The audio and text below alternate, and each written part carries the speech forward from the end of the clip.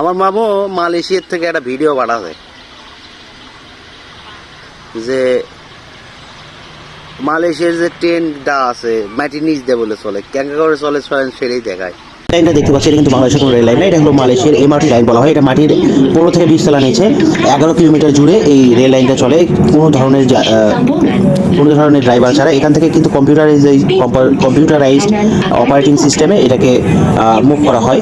এর পরবর্তীতে যাত্রীরা যখন সেই কাঙ্ক্ষিত গন্তব্যে পৌঁছে অটোমেটিক্যালি ডোর খুলে যায় এবং যখন টিকিট কাটা হয় সেখান থেকে কিন্তু কম্পিউটারাইজড এমনভাবে ধরা হয় যাতে করে যেখানে খুলে যাত্রীরা নামবে যে স্টেশনে সেখানে গিয়ে অটোমেটিক্যালি সেই ডোরটা খুলে যাবে। এছাড়া এই রেল লাইনের মধ্যে কিন্তু অনেক পরিমাণে পরিষ্কার পরিচ্ছন্নতা থাকে এবং এই রেল লাইনের কিন্তু এই রেলের মধ্যে কিন্তু কোনো ধরনের লেডিস সিটটা আলাদা, বৃদ্ধদের আলাদা, প্রতিবন্ধীর আলাদা এরকম সিট। এছাড়া তাকে চার্টের মাধ্যমে কিন্তু জানানো হয় কি কোথায় যাবে। দেখতে পাচ্ছেন যে রেল লাইনটা মাটির কত ফুট নিচে দিয়ে যাচ্ছে, আবার যখন মাটির উপরে চলে আসতেছে তা এটা আবার একদম স্থল ভাগ থেকে কত উঁচুতে।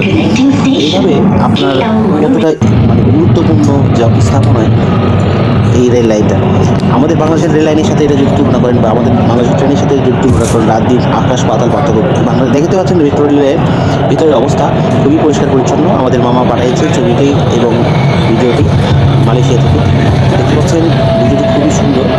আমরা যদি এভাবে এই মেট্রো রেলের ব্যবস্থা করতে পারি বা আমাদের ব্যবস্থাপনায় যদি এরকম পরিবর্তন করা যায়, আমাদের রেল বা ট্রেন একটা সম্পদে পরিণত হয়ে যাবে। ভিডিওটি ভালো লাগলে শেয়ার করে দেবেন। Thank you.